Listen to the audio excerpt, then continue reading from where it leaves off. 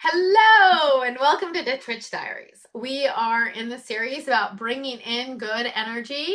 So we've gone through banishing and cleansing and protecting, and now we're in bringing in. And we start out that section with herbs that bring in the good. So Raven, take it away. All right.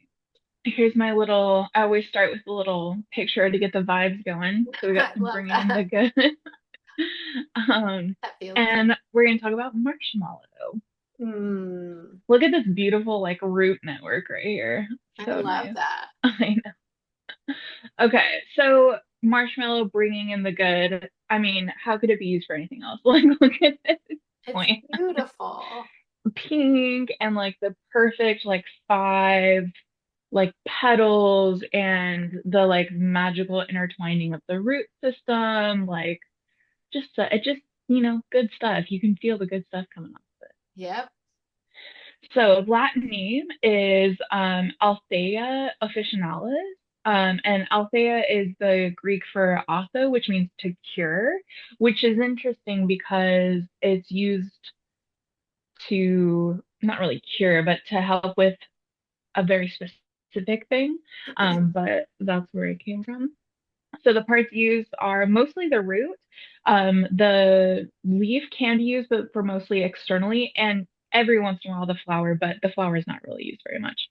Not a lot of Look other at and names. make We you have, feel happy. yeah, yeah, exactly. Just beautiful. Mallards, malls, schloss tea, and mortification root, which is interesting. So, history and lore. So in a lot of parts, but especially in Syria, Egypt, North Africa, and like Mediterranean region, it grows in abundance. It's like kind of like sage for us in California, right? Well, not really us, but It might grow for well if it grows California. in the Middle East. It might grow Yeah. well where I am because my latitude is the Mm. same latitude as like what's the capital of Iran? Like Baghdad. I don't know if there's a Ah. capital, but it's the same. Oh, We're at the interesting. same Big one, latitude as yeah. Baghdad. Hmm. Yeah, I mean, potentially then for sure, because it grows everywhere. It's like a Huh? weed. I mean, it grows everywhere. And so it grows in abundance. It's wild. It grows everywhere. Nice. And so in times of scarcity, a lot of times people would boil the roots and then fry it with onions and butter, and that's what they would eat to survive. So we're already kind of feeling like the loving, like bringing in the good, like survival, like I'll take care of you if you're hungry type of vibe coming from it. You Nurturing. should try to grow it. That'd be cool, actually. I know.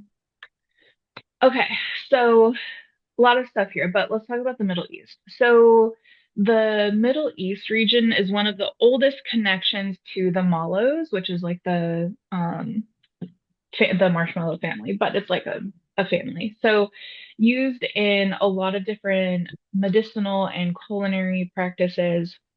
So medicinal uses, decoction of the root or especially the leaves, good for respiratory congestion, cough, intestinal inflammation, painful urination, wounds, burns, and also using it in like cooling and moistening category of herbs.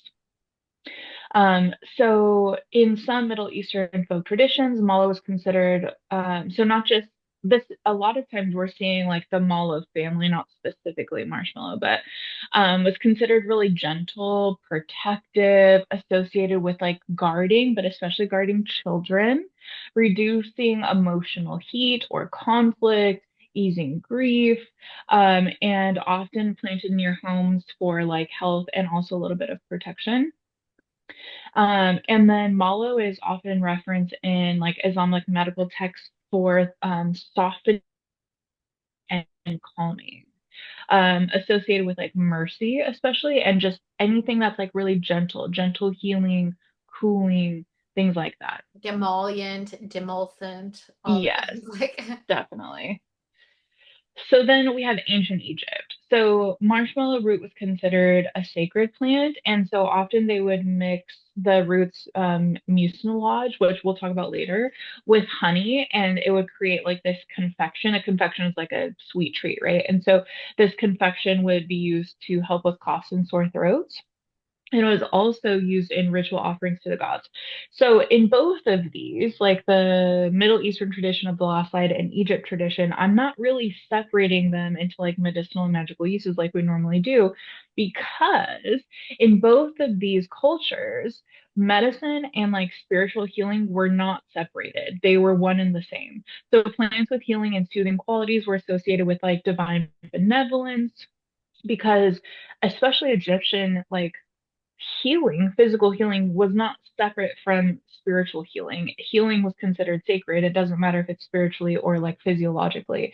So I'm combining them together in these slides. Well, Um, you know what? We find that often. So, yeah, like, that's yeah, something that we also find. Like, when we look at yeah, the medical uses, hmm, often it gives you a hint. That's why we do, yeah, that's why we talk about the medicinal yeah, uses. So, yeah, yeah, definitely agree. but in I'm these just saying, like, cultures, I it's even normally we would more. like, yeah, normally we separate them, right? Like we talked about magical aspects Yes, and the medicinal aspects, yes, but especially with these cultures, and I would say like also TCM would be in that category as well, yes, right? Where it's like you don't separate them. If you're having like spiritual ailments, that's going to show up physiologically and vice versa. yep. So yeah.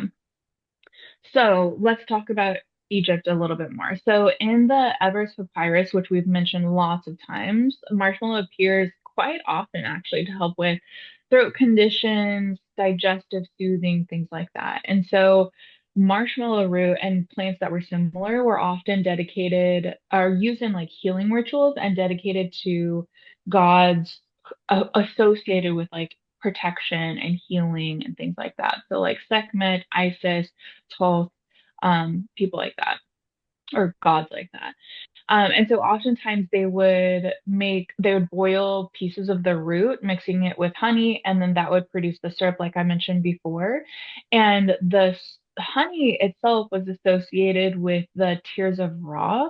And so combining this very like healing, loving plant with honey was considered like extremely magical. It was considered very pleasing to the gods, and it was considered like hugely powerful in ritual uses because we have honey, which is highly associated with gods, especially Ra, and also like this sweet and loving thing. So combining them was just like incredibly potent.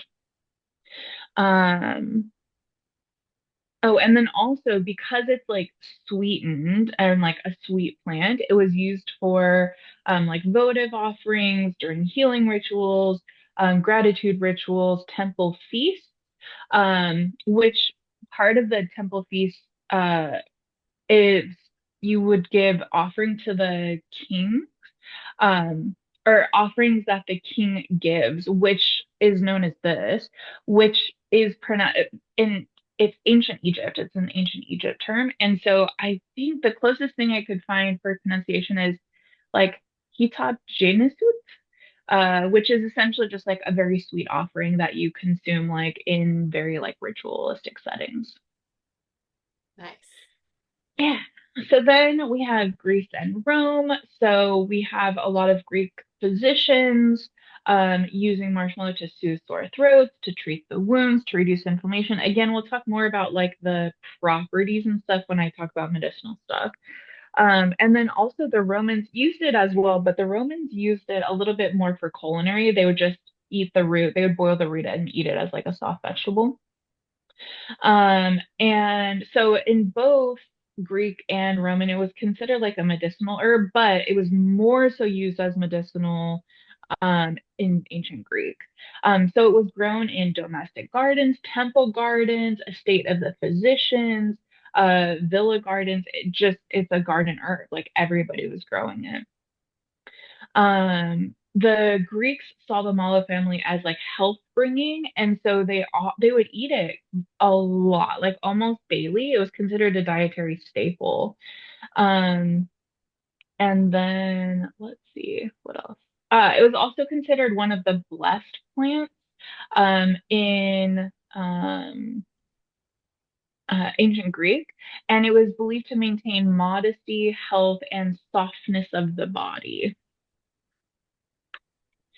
And then just like a quick little note on like medieval and Renaissance Europe. So it was a staple in gardens and apothecaries. So again, we see it like still growing. Everybody's growing it everywhere. Applied as a poultice for any type of inflamed skin or bruising. Used internally to soothe things like coughs, UTIs, digestive issues, and syrups was the big thing. It was used to make a lot of syrups. Again, we'll talk about why in a minute, but also it was used as like salves and decoctions. And then also we have the famous like marshmallow, right? So marshmallow root syrup was widely sold as like a cough remedy worldwide by this time. So we talked about like ancient Egypt and stuff, but by the 18th and 19th century, it was used worldwide, cough syrup. And then in France, we have the Pat de Guillemot, which is basically the original marshmallow. So it's egg white and sugar whipped up with basically like a decoction of the marshmallow root to give us the OG marshmallows. And here's a recipe in French of the original marshmallows if you want it. There you go. So now we're seeing it to moving away from just like a food staple and like medicinal and into more of like a sweet treat. So the root and the leaf have slightly different qualities. The root is a demulcent, diuretic, vulnerary. Vulnerary is like wound healing, I believe. Yeah.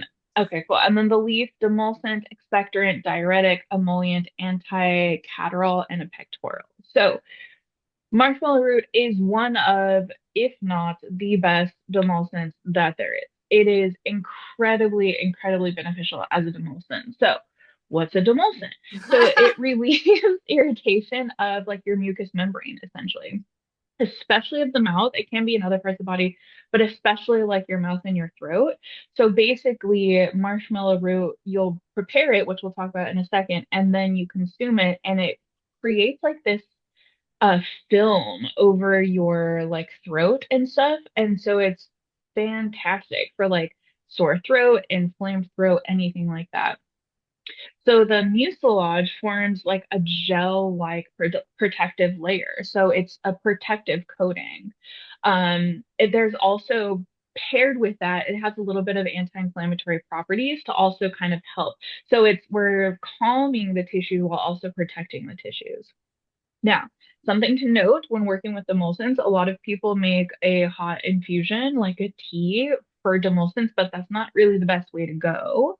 So demulcent herbs contain mucilage, which is like the gel-like thing, right? And so mucilage is very heat sensitive. And so if you're putting it in like a tea, like a hot water infusion, it can break down the mucilage. Now, if you have a sore throat, a lot of times hot fluids are going to, or warm fluids are going to feel nice on the throat. So you can do that, but you're not going to get as much of the mucilaginistic properties if it's a hot liquid. You want to prepare it cold. Right. So again, yeah, like you can do it in a hot beverage, but you're gonna get a much thinner, basically membrane coating of the throat. You want to drink it cold. And so cold water preserves the mucilage. So you want to do a cold infusion. That's the best way to do it. And it doesn't have to be like, we're not talking like ice cold, but we're talking like room temperature, Yeah. slightly cold. You also don't really want to drink like cold stuff with a sore throat. That's not really great. But you want just not hot, which is kind of a bummer. I love drinking hot fluids when I have a sore throat, but do that first maybe and then this or vice versa. But you want a cold preparation for this. So, medicinally helps with sore throat, dry cough, hoarseness, laryngitis, throat inflammation. So basically any type of like pain in the throat is like the number one use. But there's other uses as well. Calms digestive inflammation like GERD, gastritis, IBS. It eases bladder and urinary tract irritation, supports skin healings, again, especially like can be internally, but especially externally, any type of mouth and gum inflammation, and again, gently anti-inflammatory. It's not like a potent anti-inflammatory, but it's very gentle. So other uses, but mucilage, well, mucilage. No. Why can't I say that right now? Mucilaginous. Mucilaginous, thank you, is like the number one use for marshmallow root. Okay, so magically, element water, clearly Yeah. mucilage, Yes. whatever. It's like very watery, right? So the Yeah. planet is Venus or the moon, potentially, if we're considering the moon a planet. Astrological sign is Cancer, very motherly and like nurturing. Tarot, I found two, High Priestess and the Star. Mm. Now, I don't really know how I feel about the High Priestess. I don't think I like it for that. It's not harsh enough. I Um, feel like the high priestess has like a lot more harshness to her. She's pretty yeah, rough. yeah. She can So be. yeah, I was thinking, so the Star fits kind of, maybe even like the Empress a little bit, but I don't know. Do Even you the have tarot Empress. I mean, I association? feel like it's a very feminine, but it's much more maidenish. I think Yeah, the star is a good one, and there may yeah. be like gotta think about it. Like You even know what I was thinking too? I don't know why this came up, but uh, I was also thinking the Nine of Cups, ah, which just because it's like, I don't know why that like came to mind when I was typing this up, but interesting. very, let me see. Wish fulfillment, deep contentment, emotional Oh wait, not the satisfaction. Nine of Cups. It's How's it? what's the one? It's cups where or no, Nine of Pence maybe? The one where she's, yeah, Nine of Pence. I think because it's just like very happy, she seems like very happy, and because it's Pence, it's about like physical environment, and I also Ah, associate the yes. body, with Mm-hmm. Pence. So I don't What's know. another one I was thinking of? Let me think. Hold on. I've got to. The Nine of Pence is also my personal card, so I don't There know. you Maybe it just aligns with like maybe the you just Cancer like water. that. Yeah. Exactly. Hold on, let me see this. Um, yeah, I like it for the star, I think. Yep, that's Yeah. the one. Or either that or temperance, maybe, but the star. I Yeah, like the I idea do of like kind of like that. the water's there Yeah. in both of those. Yeah. Mm, Yeah, I definitely. But that one's a good one too. I like that one. yeah. That's a lovely card. I love that that's your card. That is It's perfect for uh, you, my little cancer. I- Beautiful thing. um, okay, so then chakra, some differences, but I found heart and the root, and I like them, but for different reasons. I like the heart magically and the root in a more mundane sense, like Me very, too. like healing sense. Exactly. Healing Um, and that it is the root that's mostly yeah, healing. the root, It's a root. obviously. Exactly. Yeah. So lots of goddesses. There aren't any goddesses directly associated with marshmallow root that I found, but just kind of when you take into consideration the uses of marshmallow and the aspects of the goddesses, this is what I came up with. So we have Venus and Aphrodite, obviously Roman and Greek, so love, beauty, fertility, things like that. Isis, so divine healer and just a big mother figure in Egyptian lore. um Hathor, I think is how you say that, which is also Egyptian goddess of like comfort, music, softness, joy. Love that. Haven't heard of her before, but very interested in that. And then we have Kuan, which is Buddhist goddess of, also haven't heard of her, but compassion and mercy. So she is, I did very brief research into her, but I have heard of Kuan Yin. Yeah. have you? She's Yes. one of like the most, she's one of the few like very soft Buddhist deities, like very like compassionate, not about power or anything like that. Very like very mother figure, it seems like. Excellent. Um, yeah, so I like her. And then Brigitte, of course, healing, herbal craft especially. Ishtar and Inanna, fertility, healing, love, protection. And then also I haven't heard of this one. Mami Vata, or I don't know if they pronounce the W as V's, maybe Wata, but this is an African goddess of like water spirits. Now, I know there's a lot of African deity associated with water, but she is like a mermaid. A lot of other African goddesses, even like water goddesses, they're not really depicted as like a mermaid or have fish-like qualities. They're still like very human-like qualities, but she is often depicted as a mermaid, which love, absolutely love. So very like emotional depth, healing, things like that. So good for anything, I would say like loving and motherly related. So my association is like the biggest, fluffiest, most comfortable blanket wrapped around you. That's how I would associate I love marshmallow that. root, right? Yeah, because it creates like this protective coating. And so that's like the blanket, right? It's like soothing and the softness. And so that's how I see it. So magically, anything for like sweetness, for soothing, also for fertility and sex connection. I don't really know how I feel about this, but this is from Bayro. We love Bayro. But he said the seed of the herb may be gathered beneath the full moon and made into an oil which is used upon the genitals, specifically for women. Um, I don't know. I know that a lot of like love herbs are also considered like fertility herbs, and I see that connection, but I don't get that really from marshmallow. I don't I know. know. I mean, just maybe like the motherly connection. Some like mother Yeah, herbs are about like yeah, pregnant and stuff like that. But yeah, it's you know what? I think we're allowed to disagree even with Behavioral sometimes. yeah, You yeah, for know, sure. and it's Yeah. talking about the seed, not the root. So maybe that has a Mm, little bit different properties yeah. than the mucilaginous root. Yeah. Interesting. I have a problem when there's a very like mothering herb and them connecting it to sex. Like I understand the fertility aspect, and granted that's very deeply ingrained, right? It's like fertility and motherly. I get that, but like the aspect of the sex and like connection coming from sex and things like that, that doesn't align with motherly in my mind.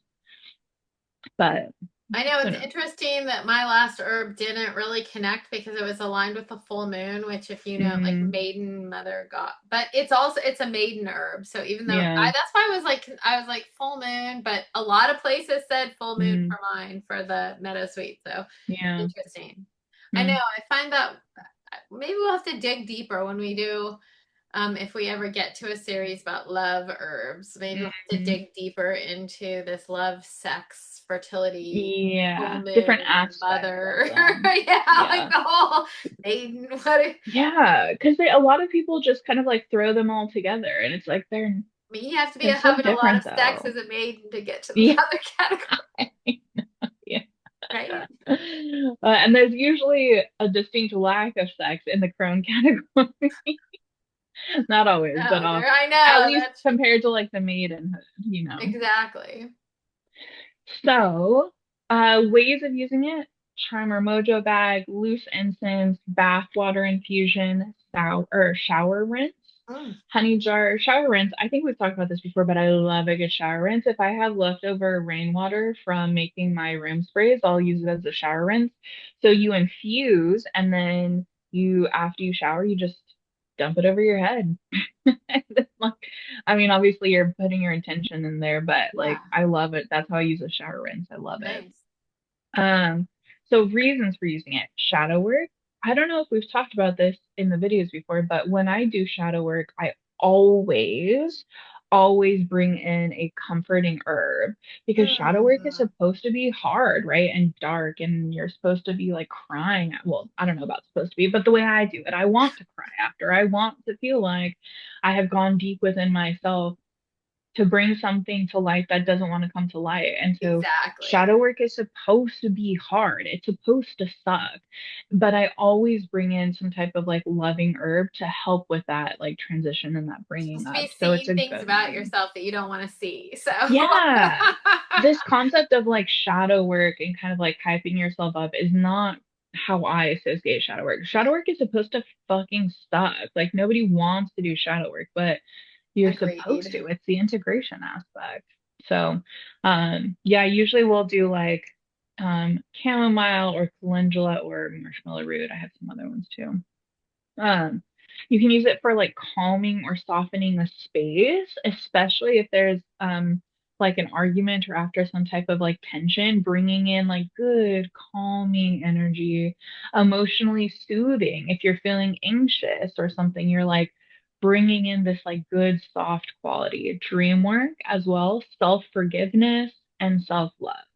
So Nice. again, very like bringing in the good, the motherly, the good, caring, nurturing mother aspect to like your space is how I use marshmallow root. And that's it. I love that. That's awesome. Marshmallow.